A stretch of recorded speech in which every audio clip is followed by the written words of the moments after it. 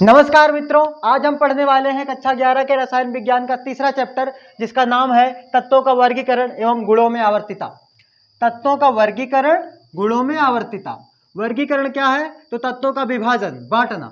देखो 1800 ईस्वी में 31 तत्व ज्ञात थे। 1865 में इनकी संख्या हो गई 63 लगभग, और आज के समय में प्रेजेंट के टाइम में इनकी संख्या 118। अब आप देखिए, इतने सारे तत्व हैं, 118 तत्व, इन्हें हमें पढ़ना है। अब हमने ना, वैज्ञानिकों ने सोचा कि इनको आसान बनाया जाए, तो उन्होंने इन तत्वों के गुण निकाले, और जो एक जैसे गुण वाले तत्व मिले उनको एक समूह में रख लिया। ऐसे समूह समूह समूह मतलब बांट दिया, एक एक साथ रख रख के जो बांट दिया ना, उसी को वर्गीकरण कहा गया। तो देखो, जैसे मान लो आपके पास 4 लोग हैं, एक ए बी सी और डी। इसमें ए और डी के गुण एक दूसरे से मिलते हैं, बी और सी के एक दूसरे से मिलते हैं। तो ए डी को एक समूह में रख लिया, बी सी को एक समूह में रख लिया, इन दोनों को एक साथ पढ़ लिया, इन दोनों को एक साथ पढ़ लिया। यही हो गया वर्गीकरण। वर्गीकरण यही हो गया। समझ में आया कि तत्वों को उनके गुणों के आधार पर सारणीबद्ध करके समूह में रखकर विभाजित कर लिया गया, जिससे अध्ययन में सुविधा हो सके। वर्गीकरण क्या है, फिर सुनिए। तत्वों को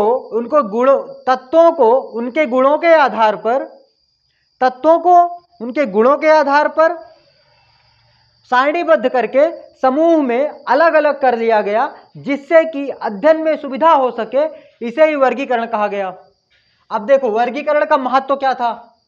वर्गीकरण का महत्व, अब महत्व के लिए क्या लिख सकते हैं? देखो, इसका महत्व क्या है? तो हमारे पास ज्ञात तत्वों की संख्या 118 है। अब हम 118 तत्वों को हमें अध्ययन करने के लिए वर्गीकरण की परम आवश्यकता है, क्योंकि जब वर्गीकृत होंगे तो एक समूह में, मान लो हमारे पास 10 समूह बने। कितने समूह बने? ऐसे करके 10 समूह। एक समूह में मान लो 6 तत्व हैं। अब इन 6 तत्वों का गुण एक समान है।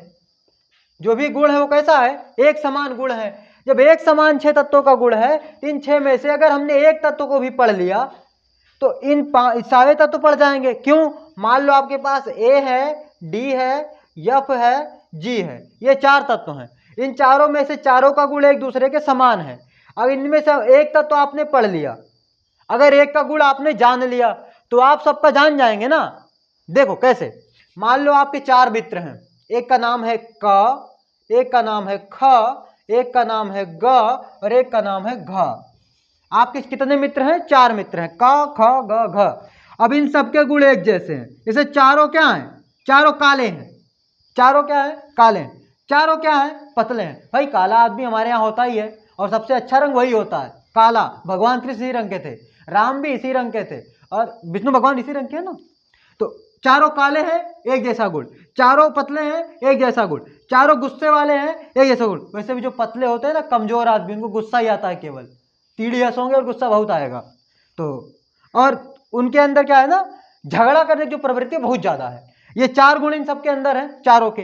अब मान लो हमको का वाला मिल गया, हमने का के चारों गुण जान लिए, का के कितने? चारों गुण जान लिए। अब हमको यह पता है कि ये चारों गुण चारों में है, तो खा का भी यही गुण होगा, गा का भी यही गुण होगा, और घा का भी यही गुण होगा। देखो, एक समूह में होने से हमने कैसे जान लिया ना, एक का गुण पता किया और तीनों का पता चल गया। वर्गीकरण इसीलिए किया गया ताकि 118 तत्वों में जितने तत्व एक समूह में है ना, उनमें से केवल एक तत्व हम निकालें, उसका अध्ययन करें, उस पर प्रयोग करें, पूरा प्रेक्षण करें। उसके बाद उसके एक एक गुण को बाहर निकाल के लाएं, उसमें से खोद खोद के, और उसको पता कर लें। अब जब ये सब एक तत्व के सारे गुण पता चल गए, तो उसके समूह में जितने भी तत्व हैं उन सबके गुण हमें पता चल जाएंगे। तो वर्गीकरण का यही महत्व था कि वर्गीकरण से तत्वों के अध्ययन में हमें सुविधा मिली, हम उनके गुणों को ज्यादा से ज्यादा समझ सके, कम से कम समय में और कम से कम प्रयोग में। क्योंकि 118 तत्वों पर प्रयोग करना इतना आसान थोड़े ना है। एक एक तत्व के प्रयोग में एक एक वैज्ञानिक को पूरी जिंदगी गुजर गई। किसी एक तत्व पर प्रयोग करते करते एक वैज्ञानिक की पूरी जिंदगी गुजर गई। अगर 118 तत्व पर प्रयोग करना होता तो कितना समय लग जाता। उसके लिए समूह बांट दिया गया। वर्गीकरण से यही लाभ हुआ। आज हमें अध्ययन में जो सुविधा मिलती है वो वर्गीकरण के माध्यम से ही मिल पाती है रसायन विज्ञान में। तो रसायन विज्ञान में तत्वों के वर्गीकरण का बहुत बड़ा महत्व है इसके अध्ययन के लिए। अब देखो दूसरी टॉपिक है गुणों में आवर्तिता। गुणों में आवर्तिता। अभी देखो हमने क्या सीखा कि मान लो एक समूह में 4 तत्व हैं, ए है, डी है, एफ है और जी है। ये एक समूह के तत्व हैं। अगर एक समूह के हैं तो सब में गुण बराबर होंगे। अब जो गुण ए में है वही जी में है, वही डी में है और वही एफ में है। मतलब यह है कि जो ए का गुण है ना उसकी पुनरावृत्ति यानी कि उसका दोहराव कहाँ हो रहा है, डी में, फिर उसका दोहराव कहाँ हो रहा है, एफ में, फिर कहाँ हो रहा है, जी में। मतलब बार बार जो गुण है ना उनकी पुनरावृत्ति हो रही है, बार बार वो रिपीट हो रहे हैं। अब जब गुण, कोई भी गुण बार बार रिपीट होने लगता है तो उसे ही कहा जाता है गुणों में आवर्तिता। गुणों में आवर्तिता। तत्वों में, तत्वों के समूहों में गुणों की पुनरावृत्ति होना गुणों में आवर्तिता कहलाती है। आपको समझ आया? देखो वर्गीकरण क्या है, तो तत्वों को अध्ययन की सुविधा के लिए एक जैसे एक समान गुण वाले तत्वों को एक एक समूह में बांट बांट करके रख लेना वर्गीकरण हो गया।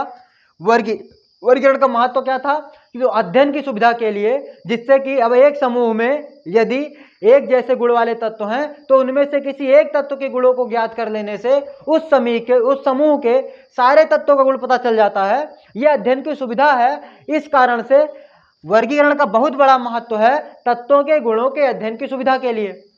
आवर्तिता क्या है, तो किसी एक समूह में उपस्थित तत्वों के गुणों की पुनरावृत्ति ही गुणों में आवर्तिता कहलाती है। समझ आया?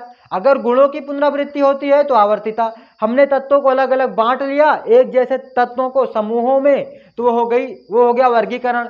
और महत्व में क्या आ गया? महत्व में आ गया कि इसका महत्व यह है कि इससे अध्ययन में सुविधा मिलती है। क्या सुविधा मिलती है कि मान लो आपके पास एक समूह में 10 तत्व हैं तो आपको 10 का अध्ययन नहीं करना, आपको उनमें से एक निकालिए, एक के सारे गुण का अध्ययन कर लीजिए, उसके बाद सबके पता चल जाएंगे। कैसे?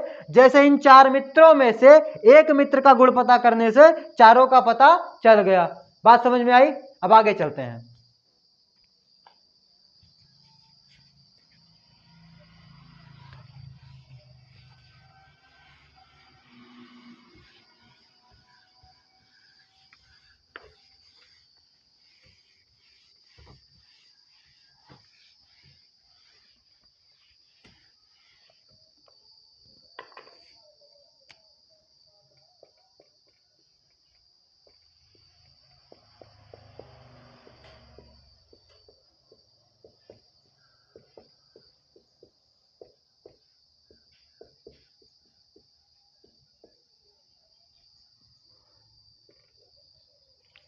देखो अगला टॉपिक इसमें बनता है त्रिक का नियम, डोबे-राइनर त्रिक।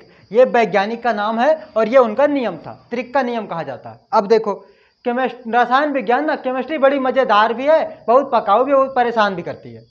अब देखो इसमें मजा क्या है, ये महाशय वैज्ञानिक हैं, जर्मनी के थे। 1817 में इन्होंने अपना एक नियम दिया।